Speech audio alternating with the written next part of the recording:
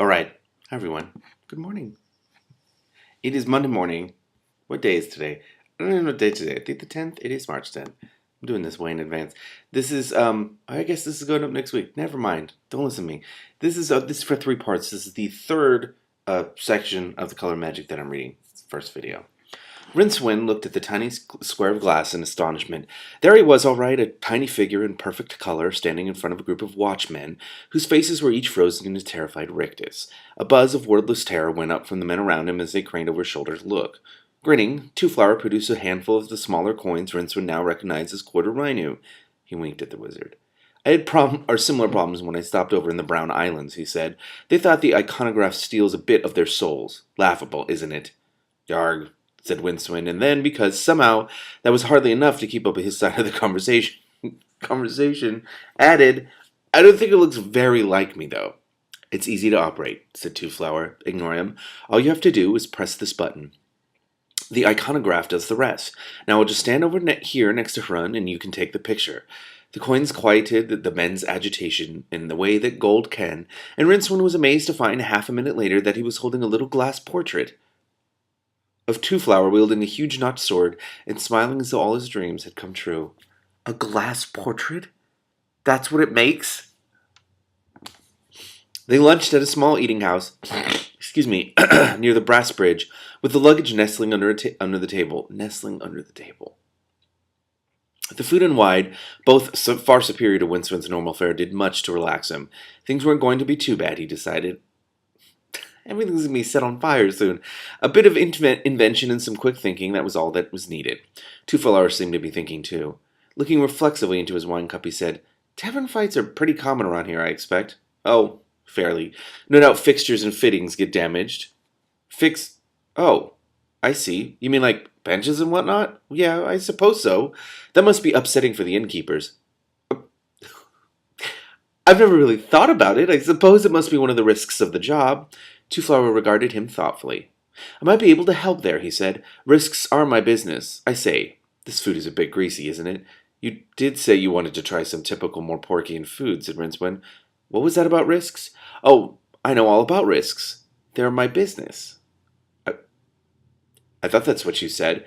I didn't believe it the first time either. Oh, I don't take risks. But the most exciting thing that happened to me was knocking some ink over. I assess risks.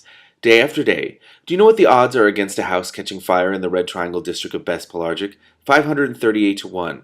I calculated that, he added with a trace of pride. What? Rincewind tried to suppress a burp. What for? Excuse me. He helped himself to some more wine. For... Two-Flower paused. I can't say it in Trob, he said. I don't think the Betrobi have a word for it. In my language, we call it, he said, a collection of outlandish syllables.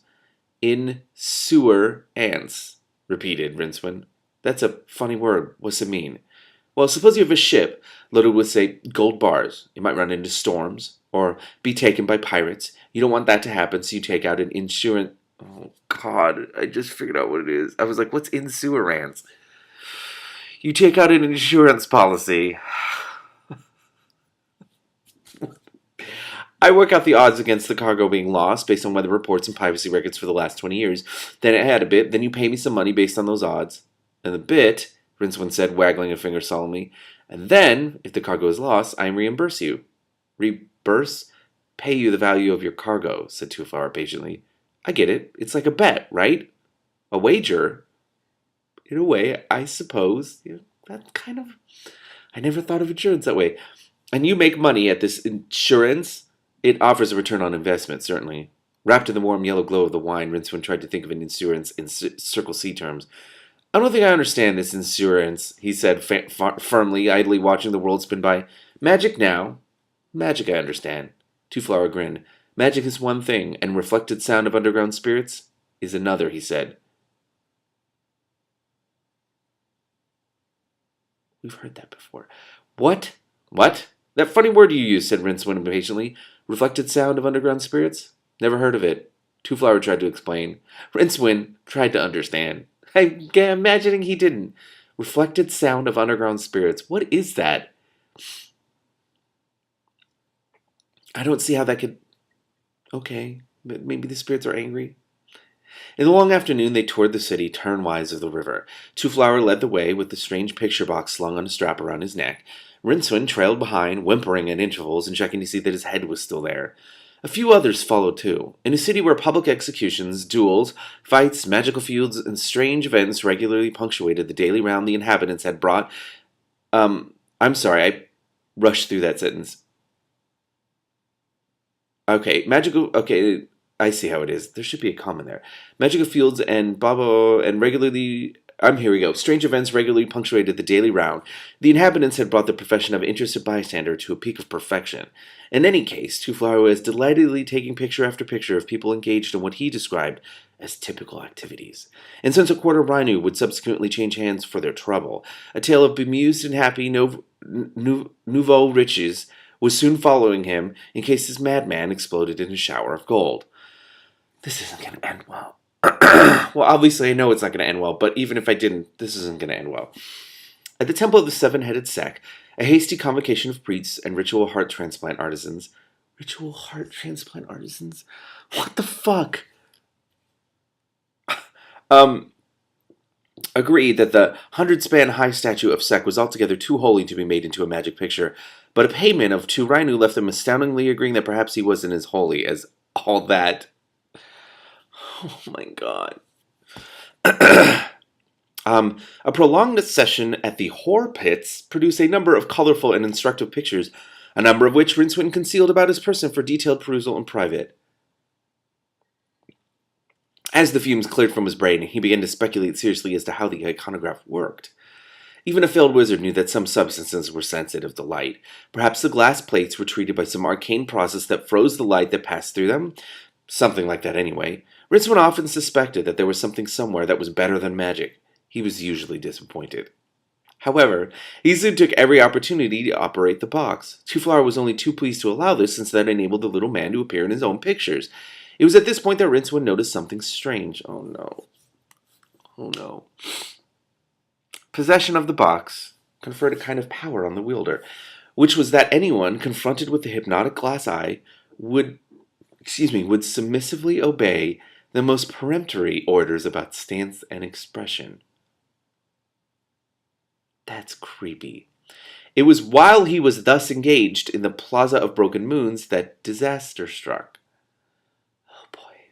Two Flower had posed alongside a bewildered charm seller, his crowd of newfound admirers watching him with interest in case he did something humorously lunatic. Rincewind got down on one knee, the better to arrange the picture and press the enchanted lever. The box said, "It's no good, I've run out of pink."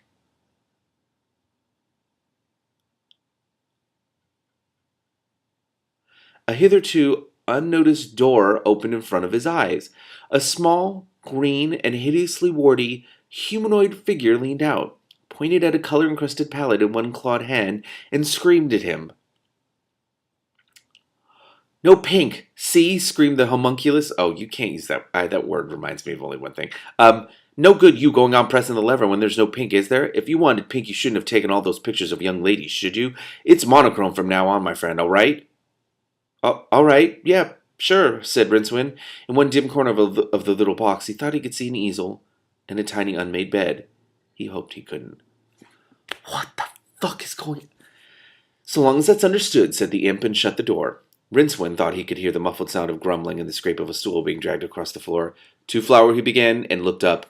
Two Flower had vanished. As Rincewind stared at the crowd with sensations of prickly horror traveling up his spine, there came a gentle prod in the small of his back. "Turn without haste," said a voice like black silk, "or kiss your kidneys goodbye." The crowd watched with interest. It was turning out to be quite a good day. Rincewind turned slowly, feeling the point of the sword scrape along his ribs. At the other end of the blade he recognized Stren Wythel, thief, cruel swordsman, disgruntled contender for the title of worst man in the world. That should be capitalized, because it's an official list. "Hi," he said weakly. A few yards away he noticed a couple of unsympathetic men raising the lid of the luggage and pointing excitedly at the bags of gold. Oh, God. Wythel smiled, made an unnerving effect of his scar-crossed face. "I know you," he said. "A gutter wizard." "What is that thing?" Rincewind became aware that the lid of the luggage was trembling slightly, and although there was no wind, and he was still holding the picture box. This? It makes pictures, he said brightly. Hey, just hold that smile, will you? He backed away quickly and pointed the box. For a moment, Wythel hesitated.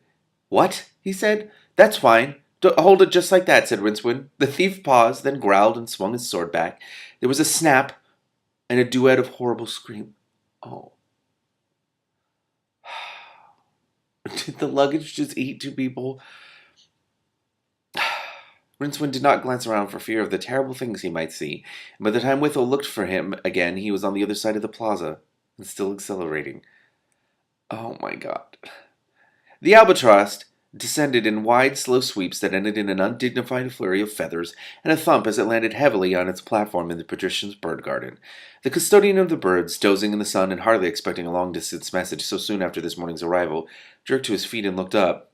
A few moments later he was scuttling through the palace's corridors, holding the message capital, and, owing to carelessness brought on by surprise, sucking at the nasty beak wound on the back of his hand. Ow! Oh no, what is the message? Rincewind pounded down an alley, paying no heed to the screams of rage coming from the picture box, and cleared a high wall with his frayed robe, flapping around him like the feathers of a disheveled jackdaw. He landed in the forecourt of a carpet shop, scattering the merchandise and customers, dived through its rear exit trailing apologies, skidded down another alley and stopped, teetering dangerously just as he was about to plunge unthinkingly into the Ankh. There are said to be some mystic rivers, one drop of which can steal a man's life away. After its turbid passage through the Twin Cities, the Ankh could have been one of them.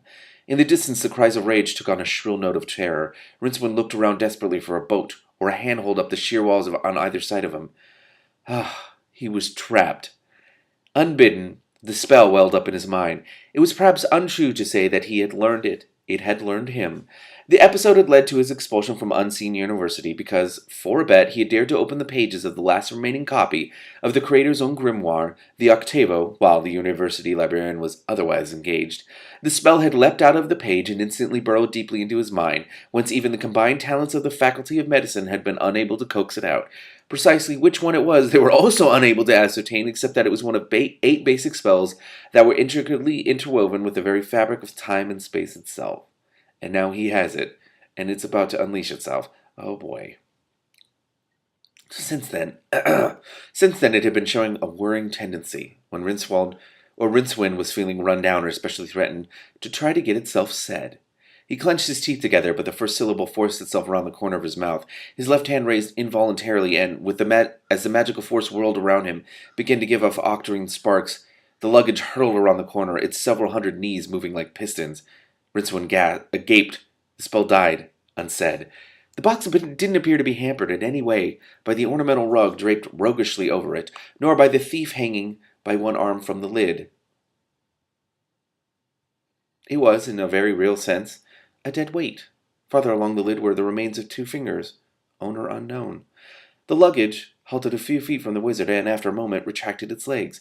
It had no eyes that Rincewind could see, but he was nevertheless sure that it was staring at him expectantly. Shoo! He said weakly. It didn't budge. The lid creaked open, releasing the dead thief. Rincewind remembered about the gold. Presumably the box had to have a master? In the absence of Two-Flower, had it adopted him? The tide was turning, and he could see debris drifting downstream in the yellow afternoon light toward the river gate, a mere 100 yards downstream. It was the work of a moment to let the dead thief join them. Even if it was found later, it would hardly cause comment, and the sharks in the estuary were used to solid, regular meals. Rincewind watched the body drift away and considered his next move. The luggage would probably float. All he had to do was wait until dusk and then go out with the tide. There were plenty of wild places downstream where he could wade ashore, and then, well, if the patrician really had sent out word about him, then a change of clothing and a shave would take care of that. In any case, there were other lands, and he had a facility for languages. Let him but get to Chimera or Gonim or Ekalpon, and half a dozen armies couldn't bring him back, and then wealth, comfort, security. There was, of course, the problem of Two-Flower. Rincewind allowed himself a moment's sadness. It could be worse, he said by way of farewell. It could be me. It was when he tried to move that he found his robe was caught on some obstruction. By craning his neck, he found that the edge of it was being gripped firmly by the luggage's lid. Oh, God. I'm going to make another video and keep reading this book. What the fuck is going on?